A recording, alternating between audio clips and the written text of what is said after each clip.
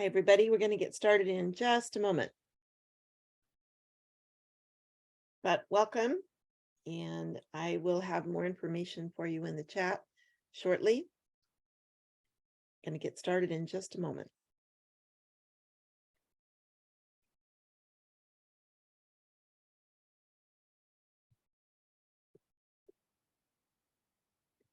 All right, I have 2:00, so I'd like to welcome everybody to the December Alive Academy, our last one for the year, and we're very excited to have a great presenter for today. I'm Gretchen Jordan. I'm the Alive Association Manager, and also here in the background with us is Michelle Reamer, the Alive Board President, and more about Michelle in a little bit. And then also Kayla, who I'll introduce in just a moment.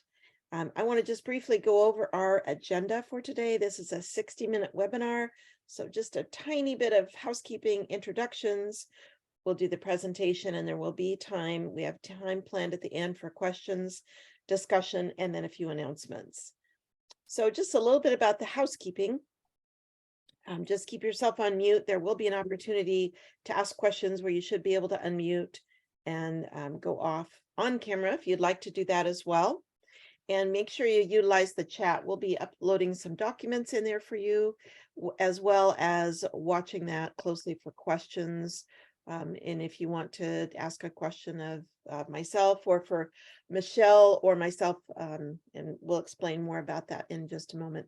And then if there is questions, you can raise your hand to be called on or put something in the chat, I have a question. So the other thing I just want to let you know for before we get started is just the introduction for Kayla. And I think that is all we have for this slide, right? Yep. So we are so pleased to have Kayla Paulson, CVA of the Kayla Paulson Enterprises, I think. Yep, Kayla Paulson, LLC. LLC. She's an experienced human capital engagement professional and trainer with a demonstrated history of working in nonprofit organization change management, volunteer engagement, training, marketing, business to business sales, program management, strategic planning, facilitation, and there's a lot more as well. Kayla serves as the administrator for a live service enterprise program and is always looking for ways to empower organizations to fully harness the capabilities of their human capital, both paid and unpaid, to achieve their mission. So, Kayla, please go right ahead. Wonderful. And again, if you guys have questions, Gretchen can help you throughout, or she'll call me out if there's one that I need to see and I don't catch. So, introduction to service enterprise.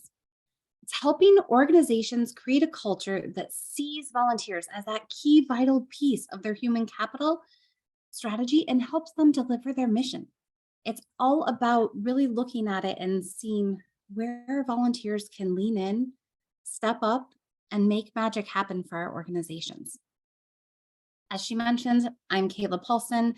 I get the privilege of working with Alive as that service enterprise ambassador. Started with service enterprise in about 2012 when we were beginning the national rollout, and have had the experience from a hands-on affiliate to then Points of Light affiliate, volunteer center, and RSVP director. Today, we're going to make sure that you guys are good to go with those key characteristics of organizations that operate as a service enterprise. So instead of just saying it's this big nebulous thing, they've done a great job of driving down to some key things that make happen. Also, we're going to talk through how you can bring service enterprise program to your community and organization. And then why service enterprise program isn't a volunteer management training, but it's truly an organizational change management program. And that's one of the biggest questions that I get as we're diving into this. You'll see at the bottom of the slide, we do have participant materials and they are getting dropped in the chat. You probably also got them sent to you via email, 8 pages. So you'll see kind of as we go along what page we're on. So what is service enterprise? It's defined as an organization that doesn't just engage volunteers. It operates with a culture of volunteerism that enables the organization to fundamentally leverage volunteers and their skills to achieve its social mission. These high-performing organizations have deeply integrated volunteers into their strategic plan and their day-to-day operations, thereby reducing cost and increasing efficiency and effectiveness in providing services to fulfill their mission. They often are leveraging volunteers in impactful ways. Sometimes they seem to have a bit of a closet of volunteers at the ready, not in the way that the general population wishes we did, but they're constantly cultivating and deepening relationships with their volunteers and the community. So they've got a little bit more of that closet available to them. They're well resourced. They end up executing volunteer engagement strategies with the resources needed to make this stuff happen. They don't have one person in the back office that is the volunteer engagement person.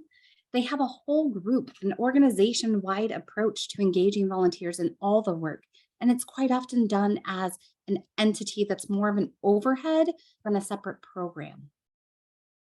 They're also likely to collaborate with volunteers and clients to design needs-based roles that complement and empower staff and volunteers alike to deliver the social mission.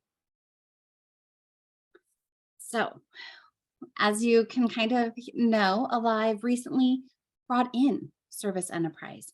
And as you reflect on the mission and vision of Alive, it makes great sense that Alive is bringing this to all of our amazing organizations and members, and also taking it across the country.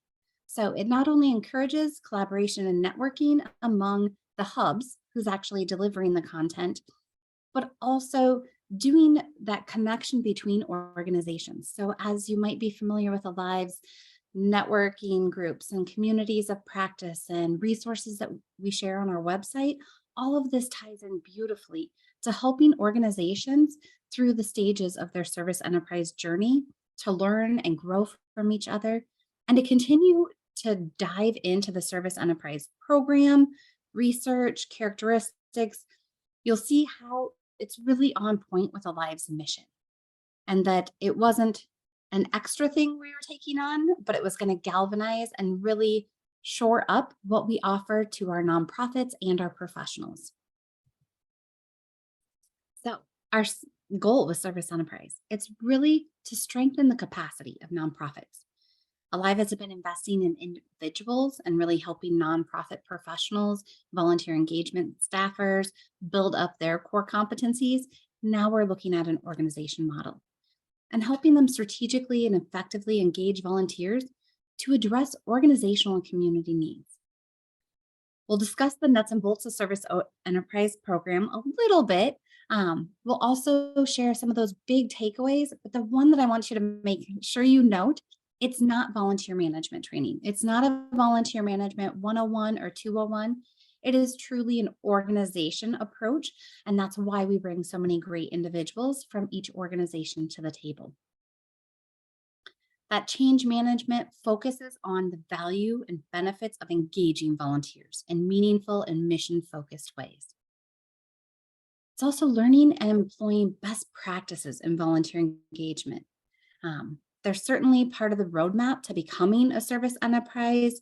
We definitely are getting a whole organization to have those practices. The program itself, though, isn't just for volunteer engagement professionals.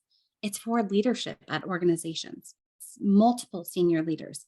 It's for board members. It's for program management staff to really help them change the way they think about volunteers and the potential that volunteers bring to delivering their mission. Now, Service Enterprise has been around for about 10 years now on a national scale. So I just wanted to quickly share with you, in 2009, it was started off with some research conducted by Reimagining Service. They were working with TCC Group, Deloitte. They identified that ultimately there were some guiding principles and characteristics of what they would now call service enterprises. In 2011, California volunteers worked with local volunteer centers to design a curriculum and supporting program that helps them on their journey to move towards operating as a service enterprise.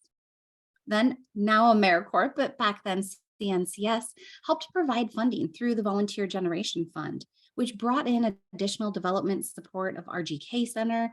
We had University of Texas at Austin, TCC Group. They really worked to develop and pilot in California in 2012 a research-based assessment tool called the Service Enterprise Diagnostic that was created by Algorithm. Now, to date, we've got about 650 organizations across 31 states that have been certified or are recertified. And in 2002, we made another update to the diagnostic to keep it relevant, to make sure that we're better capturing the results and influence that the organizations need to make improvements in. So it really looks at not only where is your organization currently, but what do you need to do and where are some of the low-hanging fruit that you can make happen? Sorry about that.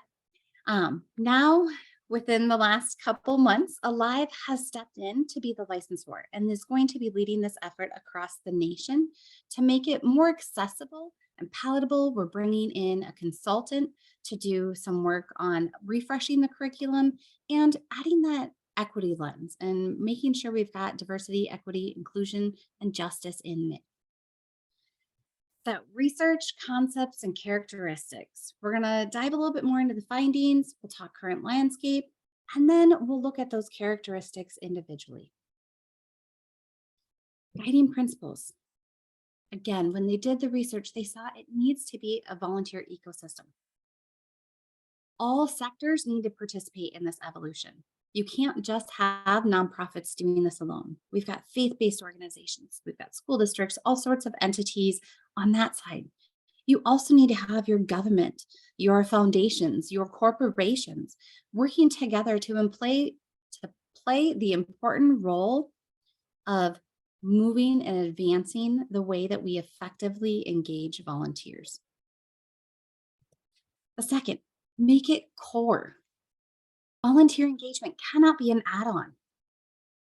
We need to make sure that volunteers help an organization and serve the community, the people that are benefiting from that organization. And as we change those core economics of an organization, because they are investing in volunteer engagement and they're getting a higher return on investment, it allows them to go to the scale more quickly. Locally, I saw my organizations that were service enterprise manage things much differently when COVID shut everything down than ones that weren't able to quickly take programs to scale. It also needs to focus on true community need. We need to make sure that we know what does the community need and how are we best suited to respond to that. How can nonprofits really not just supply volunteers and the community isn't just supplying volunteers, but identifying key priorities in the community and then purposefully seeking out the right volunteers with the skills needed to address those priorities. Sometimes, and I'll hang the mirror myself, sometimes we let the supply chain of volunteers dictate the work, and this gives us permission to pause and time to really look at, yes, we want to have warm body opportunities also, but how can we take the next step and make sure that we've got some great skilled roles that we can leverage and help make our missions happen? Then, in order to get a return, you have to invest. We know that service enterprises often get a 3 to 6 times the return on their investment. But we need to make sure, do we have staff? Do we have the resources? Do we have the things needed to help make it so that that financial investment in volunteer engagement can turn into strong volunteer engagement practices and great volunteers that help deliver our missions? We also know we need funders. We need entities locally, nationally that know the value that volunteer engagement can bring to an organization and help us achieve those broader missions and to raise their voices so that others in the funding community can learn from those stories. Okay, so we've already shared the definition, but I wanted to put it up here again for a second as you think about it. They operate with a culture of volunteerism that enables them to fundamentally leverage volunteers and their skills to achieve the social mission. As you reflect on that, what excites you about the possibility of your organization operating as a service enterprise? I would love for some of you to come off mute, raise your voice. I would love to see it in the chat. I will quick add them to the slide if we get some individuals be brave.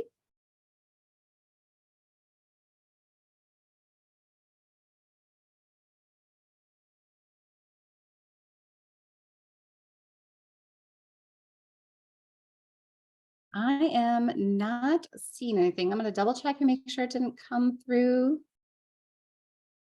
And maybe we're having some technical difficulty.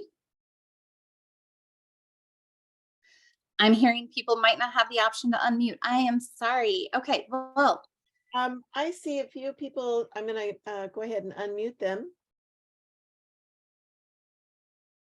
Go ahead, Elisa.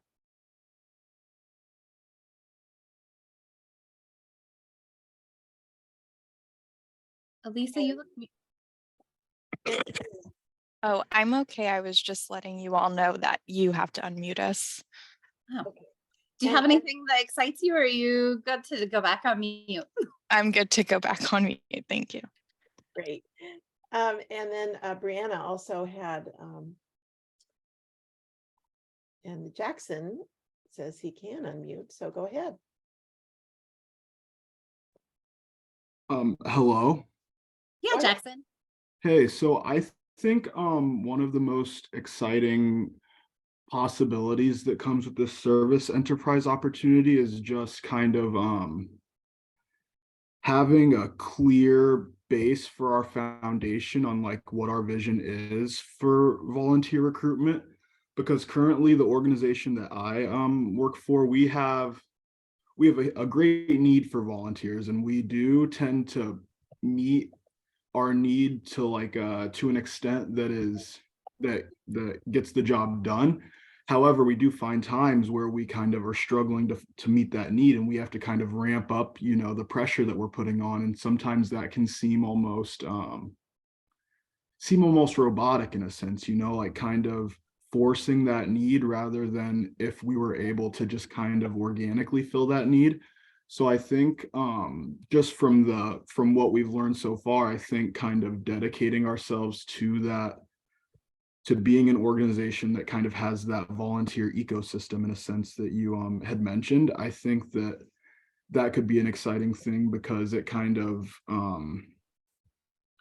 it makes the organization kind of commit to that need, you know, and by committing to that need, it makes it so that we don't come into those times where we may not have our Yeah. volunteers. We may need to ramp up the pressure for that. Wonderful. I'm dropping the ones that I'm seeing in the chat, and it looks like we've got Karina with her hand raised. So I'm gonna have you speak, and then we'll move on. And I've looked at this program in the past, so I was excited to see that Alive is taking this. For me, I didn't pursue it at that time, but I'm looking at it again, and I think because my volunteer department is mature compared to other departments like in my area of Texas, it's like, we're going to be 40 years old next year as a volunteer department. So where do I go from here? What is the next level? How do I kind of flex our maturity and our expertise? And I feel like service enterprise might be an avenue to do that. Yeah. Wonderful. Well, I don't know if you all are able to see the chat, but there are some great things coming through. We will save it and I'll send it out with our notes. So please keep the excitement coming through and share your perspectives as we continue to dive into the presentation.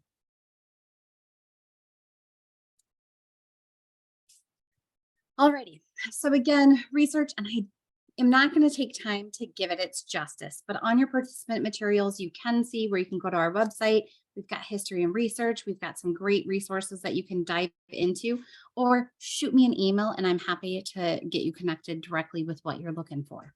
But the big piece that kind of got me hook, line, and sinker originally back in 2011 was they have a program, and it's called a Core Capacity Assessment Tool, a CCAT is what TCC Group used. And when they were surveying all their different organizations, they found that as they looked at it and those kind of where they ranked, how they were scoring on volunteer management and how things were going, that even out of only 17% of those organizations being considered strong, it was actually less than 15 of them operated as a service enterprise. So Karina, you are right on target on this. This can help you leverage that maturity. And as my son would say, since he's a gamer, level up. It really is for the organizations that are doing great work to level up and achieve greatness. As we dive in, they then said, okay, out of these organizations that are doing this, they were asking CEOs who rated their organizations as effective. So you'll see on my left, we've got, some core things about volunteer management. But I want you to really recognize the highest a CEO at that time rated was 30% of them saying that they were good, effective in valuing volunteers and appreciation. And resourcing was our lowest. It was only 6% of organizations felt that they were effective in resourcing their volunteer engagement programs. So this was some of the information that really spurred what we needed to do through Service Enterprise, how Service Enterprise needed to help change organizations. So they looked at it, they looked at those top performers. They found that only about 11% of organizations were considered positive deviants. I don't like the term deviants because it doesn't sound like a good thing. But what it meant is that they were these statistical outliers and that they saw that they had uncommon behaviors and strategies that enabled them to find better solutions to problems than their peers. This research discovered 5 critical pieces of information about these positive deviants, but we call them service enterprises. Number 1, organization capacities are significantly and markedly stronger. That these organizations, the data shows the difference was unlikely to occur by chance, that it is distinctly stronger.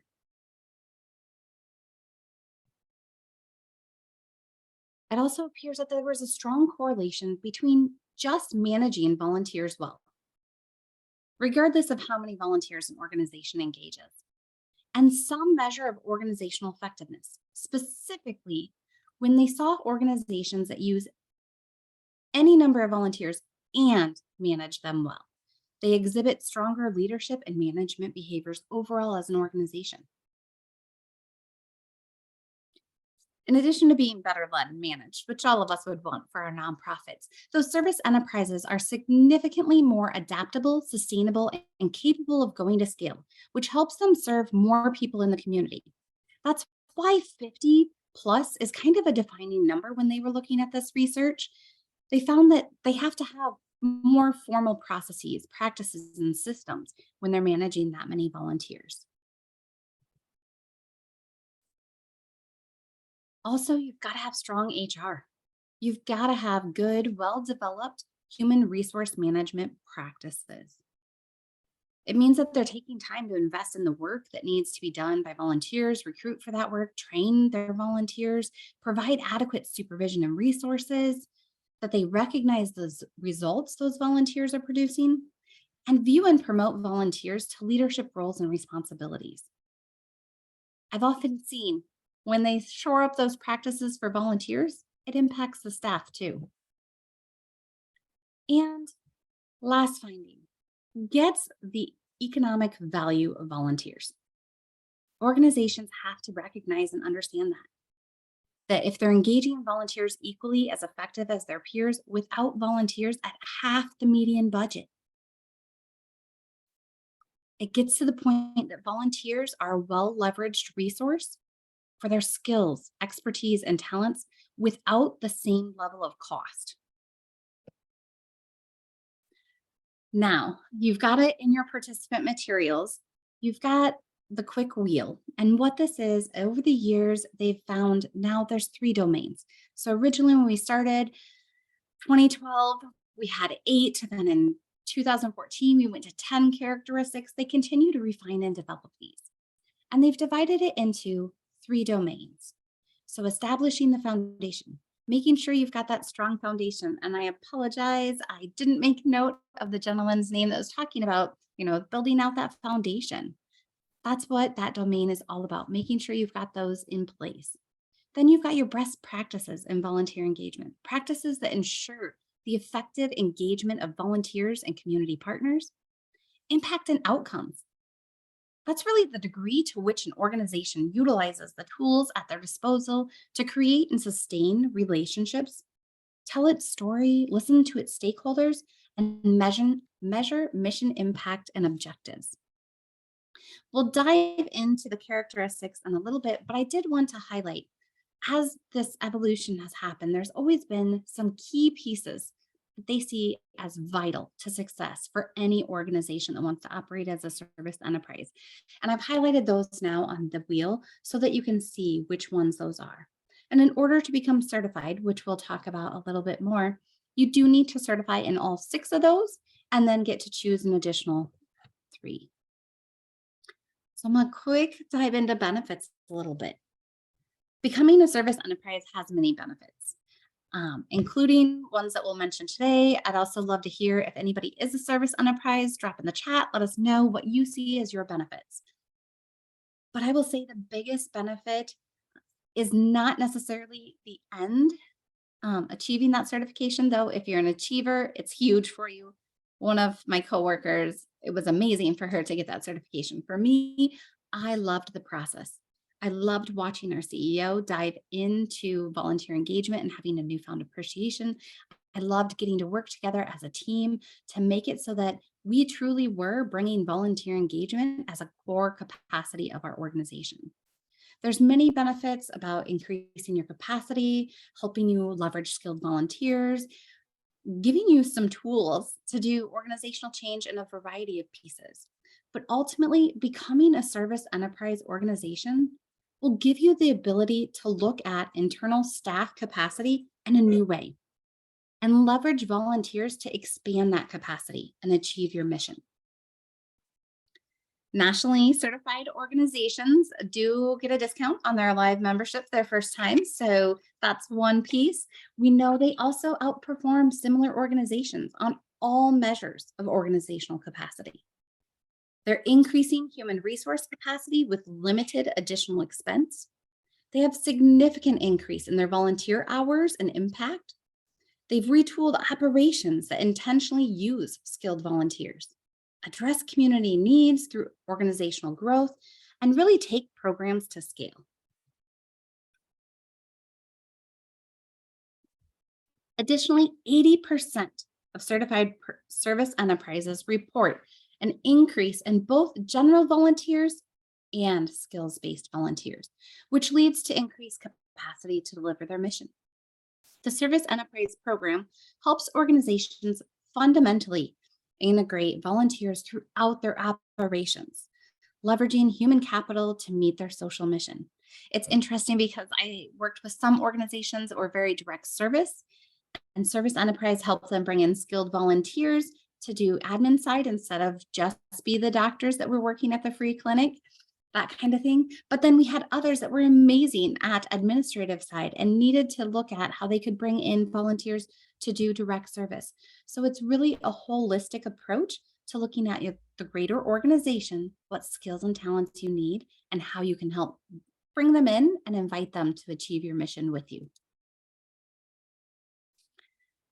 They also have a record of impact. Service enterprises make an impact. The initial Reimagining Service Council did research, and they were able to show that for every dollar invested in volunteer engagement, an organization would receive $3 to $6 return on investment.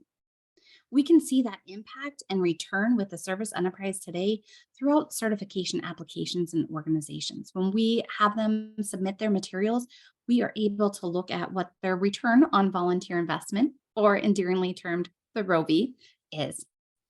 One example of a ROVI was Colony Ranch, a nonprofit in Napa, California. And their quote, "We couldn't be happier with this process of getting Service Enterprise certified. Over the last year, our leadership and staff have learned that our return on volunteer investment was $4 for every one they invested.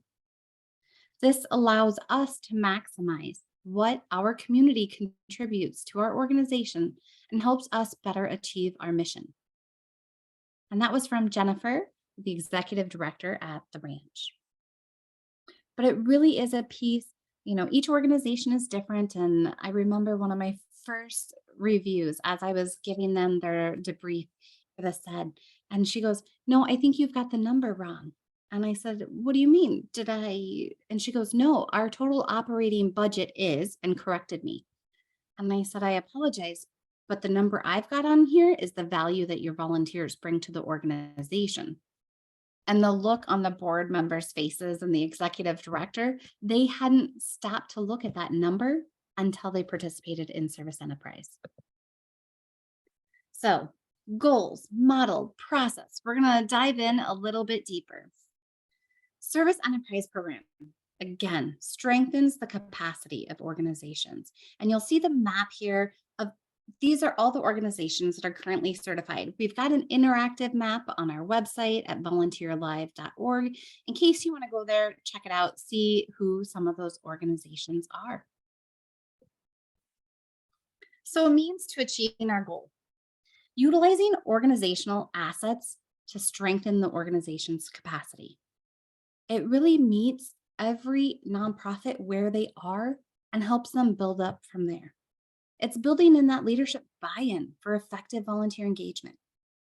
As you probably saw the characteristic, they do need to have leadership support and engagement, that those leaders need to be involved in order to get certification. It's also strengthening well-developed human resource management practices for staff and volunteers. Accelerating change using national recognized theory of change model. Using Cotter model, there's some other tools and other tools and pieces that we can bring to organizations to really meet them and where they are in their change journey. And then developing a collaborative, supportive cohort with other participating organizations for peer support and learning. Those relationships last long after training ends. I know in many communities and in a virtual platform, you're able to connect and share. It also is great to polish each other's wheels instead of having to recreate them. And with the live, we have many members that are part of our hub network delivering Service Enterprise programs. So there's 25 hubs that deliver local. And if you can see them on the map, otherwise, again, we do have that interactive map on our website. We also have one national trainer, Beth Steinhorn with VQ Volunteer Strategies, that is able to help wherever you may be across the country. I know we've got some associations, volunteer centers, volunteer conveners on the call today. If you have grant requirements to build capacity of nonprofits, I encourage you to reach out to a hub and see how could you bring it to your community? How can you be an active part of that process so that it might be able to help you not only improve how volunteer engagement is at your organization, but also be able to meet some of those grant requirements.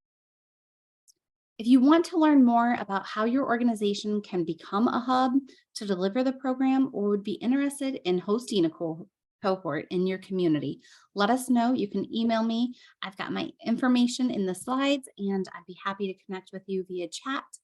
But you can check in to see, is there a hub in your area? If not, we'd love to have you look at what that might be for you. We're also looking to see what could we do to create almost a host type of opportunity where you don't have to actually deliver the content yourself, but you're able to help bring together organizations and host a cohort. Again, we've touched on the model a little bit, but it's a holistic, customized change management approach to help your organizations gain a greater return on volunteer investment and better achieve your mission. That comprehensive diagnostic that we discussed is really a self-assessment. It's that organization looking at it and seeing what is their current state. This model, it helps organizations undergo that change management process to build a culture of volunteering within organizations. And if you've already got that culture, it helps you level up. It puts in place those needed processes and systems to ensure that they can effectively manage volunteers and strategically integrate volunteers throughout their operations. A big piece to also think of that is it gets a multiple people together. You're not one volunteer engagement professional implementing these processes alone. It's a team. This theory of change looks at the issues of strengthening the sector through a different lens than a volunteer management training does. Now, don't get me wrong, volunteer management is very important, and service enterprise certification provides framework and support for organizations to lead a change management effort inside their organization so that they can build a culture and organizational support structure for supportive and effective volunteering. We know it's a roadmap to success, and there's kind of a 7-step process to becoming a service enterprise that I'm going to walk you through. We've got a wheel. Honestly, for layout on your participant materials, I did a bit more of a timeline just so it would lay in better. But that diagnostic, self-assessment, it is a minimum of 3 senior leaders. We also, I would say, usually it's 10 or fewer individuals. We've seen some do a little bit more than that. And your coach, your hub, can work with you to find out who would be a good fit. But often you want a cross sector of your organization. You want, if you're looking at your org chart, some at the top, some at the bottom, left, right, get that nice cross-functional approach. We've also seen some that have staff-like or very integrated volunteers that participate in their service enterprise diagnostic. But those participants go through and rate how strongly they agree or disagree with different statements. They ask a lot of questions in a couple different ways to remove some bias. And we have one person that helps fill in the extra details, the information with stats and numbers and things that not everybody in the organization is easily able to pull off the top of their head. Then you have a debrief, and this is where the conversation really starts. You're able to take your diagnostic, you meet with the organization, you'll have your coach or your trainer meeting with you guys to discuss your score and steps. There's open conversation, candid conversation about how do you think you scored this way? What do you think led you to this? Reflecting on those scores, the opportunities that you're identifying, what training can help maybe respond to some of the low-hanging fruit that you're seeing. This conversation really informs and starts your action plan. There's a certification action plan, kind of a roadmap to help you figure out how your organization needs to move forward and move up from there. That also informs what kind of coaching you receive and support you get through that. It's as you start to identify your journey and where you guys might want to go. Now, I'll be honest, sometimes in your debrief, you're like, oh, here's ideas, and you're throwing all sorts of brainstorming out. That doesn't mean you need to achieve it all to become certified. But it's a great opportunity to get the process started, identify some of your weak spots, and sometimes find some quick wins. With my organization, when we originally took it back in 2012, there were some things that we just needed to make sure all of our staff knew because we had processes in place. They just didn't all know about them and were actively using them. As we dive into training and coaching, not only are you going to get your 16 hours of classroom training, and it's about 16. Each organization might have it a little bit different. If it's in person, it's usually 4 sessions. If we do it virtually, a lot of times we divide it into 7-ish. But you'll notice that compared with volunteer management curriculum, this curriculum is much more oriented to organizational change management, and it helps you embed effective volunteering throughout the organization. Being successful as a service enterprise means building that effective volunteer engagement practices into the culture of your organization. Your coach, your trainers will work with you. You'll probably even work with some other members of the cohort, and you'll help each other see where gaps might be in your volunteer engagement practices, where somebody else can lend you some things so that, again, you're not having to start from scratch. You're not building from square one. And those strengths and resources are quite often shared amongst the cohort. During coaching, you'll work with experienced trainers, coaches. We've even seen sometimes where I used to bring in other certified organizations to help with some coaching because they were able to talk apples to apples, where sometimes I didn't have a great example that I was able to share myself. So you're able to get that most of the time. It's about 5 to 10 hours of coaching. I know some organizations also provide additional monthly kind of a community practice at a local level. There's a lot of great options to dive in and to really focus on your unique needs as an organization. The training sessions I am sharing today, if you're in an in-person version, we break it into 4 sessions, and it's laying the foundation. Again, it's going to build off of what your discussion is from your diagnostic debrief, but that current state of volunteer engagement, and introduces concepts that will help develop a vision for the future, allowing you to identify what changes need to happen. Introduce some change management models and tools to help you support the work. Shifting the paradigm. It brings forward the service enterprise strategic shifts and thinking about volunteer engagement, including revealing and tracking success and achieving your goals for your volunteers. Putting theory into practice. It takes the lessons that you learned from session 1 and 2 and starts developing practices, processes, and discovery of tools that will support your volunteer engagement strategic shift. Accelerating change.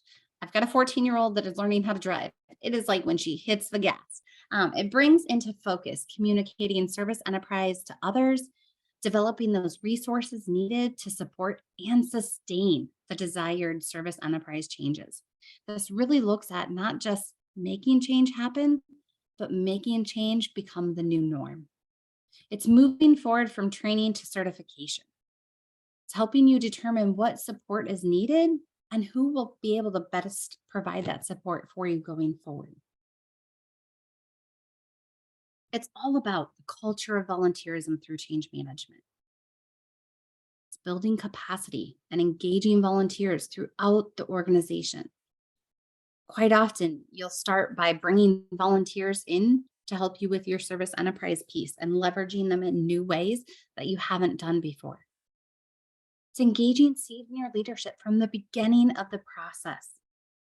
They're engaged before you even sign up as someone to go through the process, and helps them see that strong return on volunteer investment.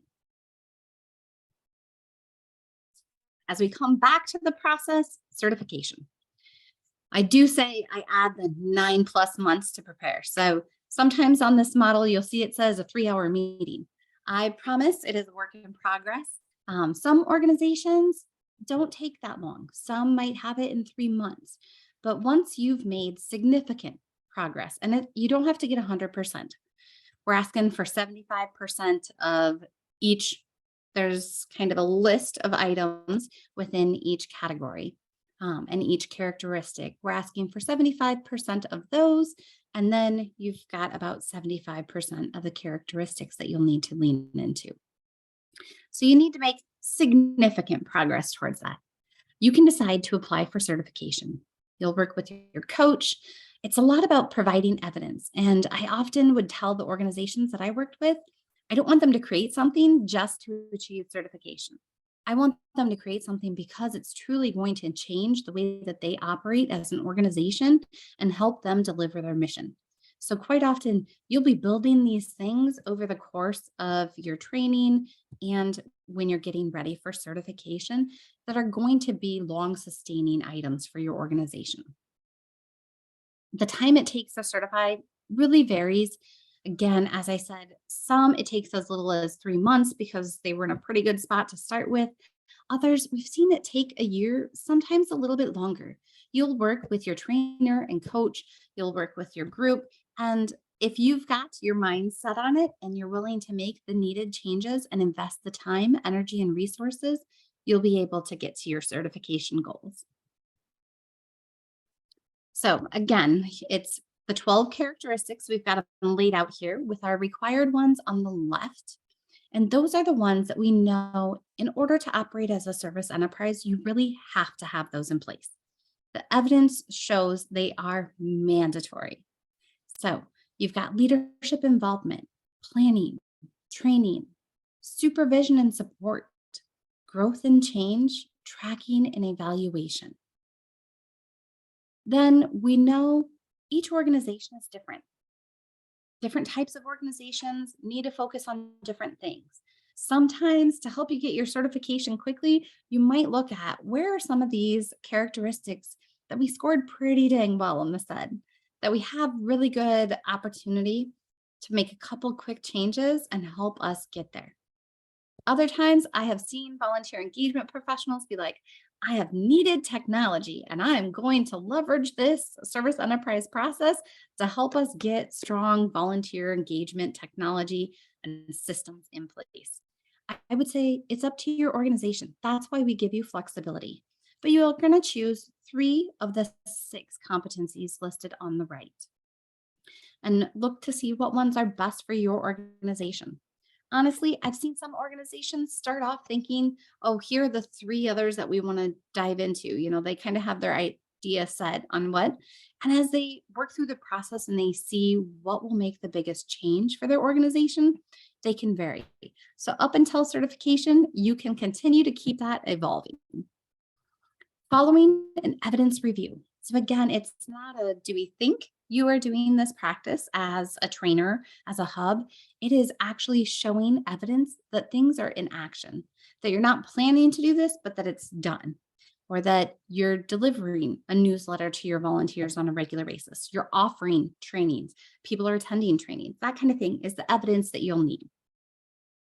You'll also probably discuss some of those changes that helped you connect with volunteers, engage volunteers in new capacities, how you observe your current volunteer management practices and engagement. It might be going through a tour of your organization. Depending on your organization and your coach, trainer, you might have up to a 3-hour meeting. Quite often, I've seen it a little bit less, but I would say that is a good one to count on just in case. Continuous improvement. I will say the one thing I know about the organizations I've had the privilege to work with, becoming a service enterprise isn't the end goal. Continuing to be a service enterprise is the end goal. So you've reached step 7. Once you're certified, it's the time to continue to fine-tune volunteer engagement practices. We issue the seal of certification for 3 years. And at 3 years, we find it's a good time to check back in. You get to retake the diagnostic, see where you're at. Quite often, do a little bit of action planning and workbook, find some new things that are going to help move your organization forward to help you achieve your recertification. Now, if Gretchen, you can make it so that people raise their hands. If you've got any questions, let me know. Raise your hand. I see there's one in the Q&A. Is service enterprise something that a newer organization, maybe a couple of years in existing, could benefit from to develop themselves? Or is it more designed for organizations that have established structures and practices? I don't know if I can say a generic response to that. I would say it depends. I would love to connect with you, learn a little bit more about your organization, maybe connect you with your local hub. I have seen some pretty new organizations participate in service enterprise and do quite well, but I think it makes up more of where is that organization and their human capital at, not just how long have they been in existence.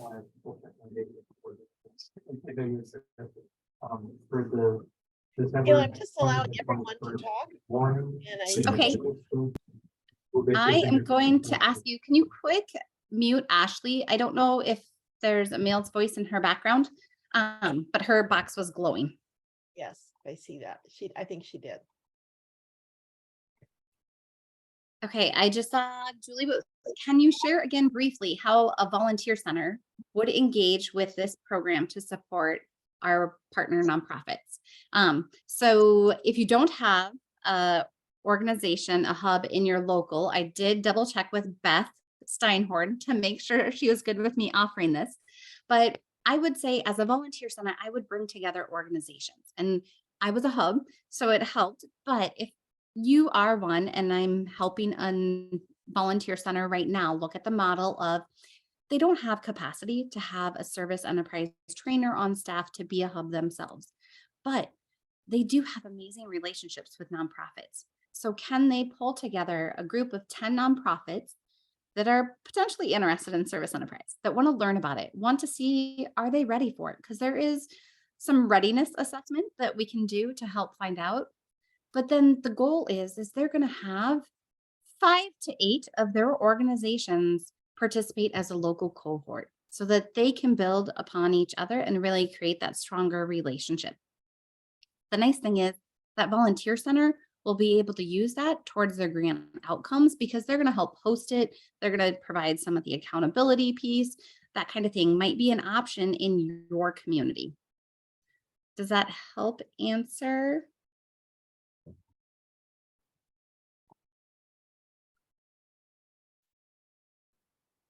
We do have a couple options of virtual. So there's national trainers that can offer virtual. I know some of the local is offering virtual. Belinda, I apologize. The initial investment is not universal. So it depends on the local hub. So as a volunteer center, I have the privilege of being able to leverage some Volunteer Iowa VGF funds to offset and subsidize the cost. So Belinda, if you drop in the chat, let me know where you're from. I can connect you.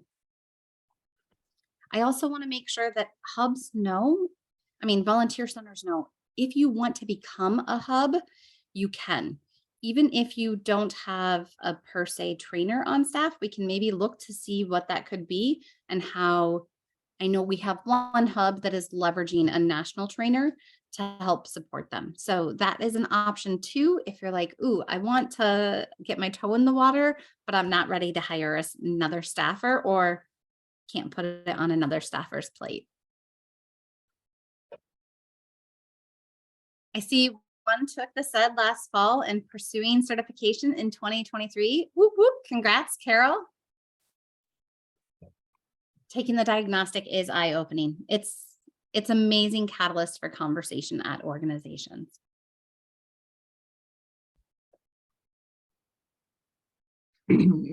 So I had a question. Yeah, Jackson. So I was wondering if like size, I don't know if you may or may not have hit on this, but I was wondering if like size of the organization, how much of a factor that is when it comes to we're a nonprofit organization ourselves, not a volunteer management center. Mhm. So, and we aren't a very big organization per se, probably I think 6 full-time staff members or so. So I was wondering if this opportunity is still good for smaller organizations that might not, have the most available human capital, I guess. And along that same line, a lot of our volunteer capital that we work with a ton of high school students and college students who are looking for volunteer opportunities for their degree and stuff. So I was wondering if just kind of that sounds like something that maybe a lot of organizations that you guys work with or that work with service enterprises or become service enterprises, if that's something that they similar characteristics that they have, or if that's something that kind of might be something that we look at once we do take another step forward, I guess. Yeah, so Jackson, I will say I personally have worked with organizations that have very few staff. Right. Based out of Iowa, we have some very well-established organizations, but we also have some very small, what I would say are quaint organizations. One had one full-time staffer and a part-time staffer. They successfully went through certification and are actively achieving recertification, if I think, at the moment. I have left the Service Enterprise Hub, so I can't state for fact that they are still working towards recertification, but that was on their plan. They do leverage a lot of high school students also. So I would say, again, it's probably a bit more of an intimate one-off conversation about each organization. And I often encourage not just me to be able to weigh in, but I would connect you with whatever hub would be supporting you to make sure that they feel that you're a good fit. Awesome, thank you.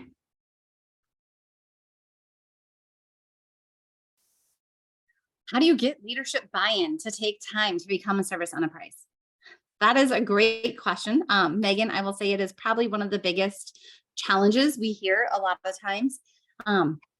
One piece that I used when I would connect with an executive director is find out who your hub person is, and have them schedule a meeting with your executive director. I, a lot of times, would meet with my volunteer engagement staffer at that organization ahead of time, get to know their organization a bit better if I wasn't already in the know about it as their local volunteer center, find out some of where their biggest barriers are. What is their strategic plan? Helping look through that, because the piece that is instrumental in getting an executive director that leadership's at your table, as Amy Kane from City of Boulder said it quite nicely, is being able to show them that volunteers can deliver the strategic initiatives. Volunteers are a vital piece of helping your organization achieve its goals. So being able to talk through those pieces, being able to identify pain points that your organization is currently having and how you can address those. One organization I'm talking with, we're looking at staff burnout. And I said, I hear your staff saying they can't do more and they feel like they need to. And that's actually what's causing more burnout than the work that they're doing today. So we're looking at how can they leverage volunteers to help them achieve what they're needing and wanting to achieve. I'd be happy to connect with you one-off or connect you with your hub to help get a little bit more in depth of your particular case and scenario. Melissa, we do not have one in Southeast Michigan, but if you're okay with it, I'm planning to connect everybody with their hubs, just so that if you have further questions, they're a great resource to you. So Melissa, I will be connecting you with Beth Steinhorn from VQ Volunteer Strategies. I also often would say, if you have a sister organization in your community, or let's say you're Red Cross and there's another Red Cross that has become Service Enterprise certified, I quite often encouraged executive directors to talk to executive directors. My Service Enterprise executive directors sold the program better to other leadership than I probably did. So we can look to see if that's a possibility for you also. Again, not only do we train the organizations that want to go through Service Enterprise, but if you want to be a hub, you go through Service Enterprise. First, you won't want to kind of learn and do and practice as your own, but then we support and train those hubs, those trainers. We have a Train the Trainer coming up in January to help get everybody up to speed with the new curriculum and bring on new staffers that are working at hubs to get them ready to go. So it's a really well-supported network among hubs across the state. I will say, I joke sometimes, the reason I was able to pass my CVA when we were in the midst of a disaster is because I just kept saying, what would a Service Enterprise do? I was able to take my test and do spectacular because I knew what organizations needed to be and do, because I had been preaching it for almost 10 years as a Service Enterprise trainer.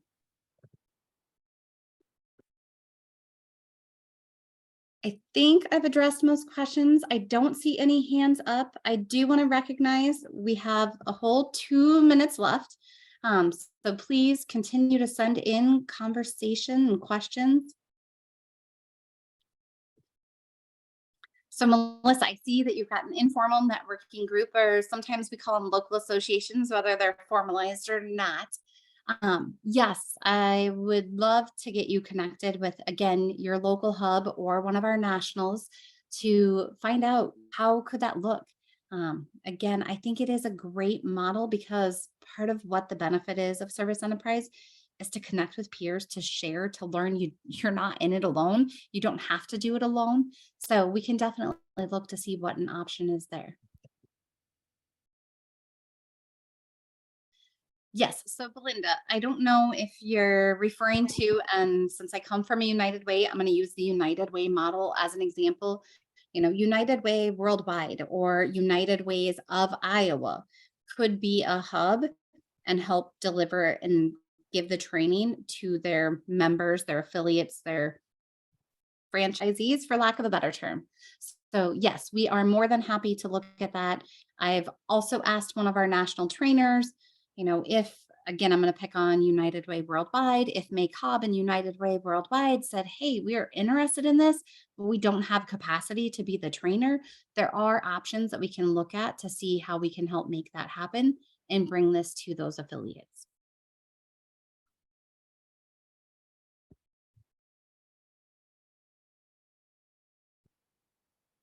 I'm going to quick check. I see 2 new in the Q&A, but I think we're good on both of those have been answered.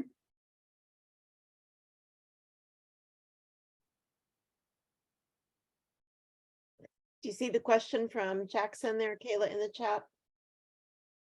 Yes. So would future webinars be valuable to understand more whether this can be valuable to our organization? Jackson, I would say I'll be happy to connect with you. We do have our different hubs offer informational sessions and quite often go a little bit more in depth than the 1 hour allocated me today. So I am happy to get you connected with some resources. We likely will have some additional service enterprise webinars throughout 2023, either focusing on different domains and characteristics to just help continue building the case and getting it so that everybody knows and can start their service enterprise journey wherever they are today.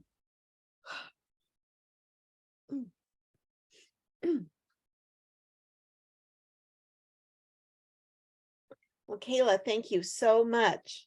I've learned a lot and it was great to listen to the presentation and get those specifics. And there is a lot of excitement, and I'm excited for Alive to move forward with more of this, and you are going to be a wonderful manager for this program. So I want to thank everybody, and just check out our website for the next 2 Alive Academies that will be available in January and February. They are on our calendar that you can find on our main homepage. Registration is now open. January's is about create your own career adventure, and February is presented by Beth Steinhord, and it is transforming disruption to impact. And you can learn more on our website. I want to wish all of you a good Friday, a good weekend, a good holiday. Thank you very much for attending, and thank you, Kayla, for presenting.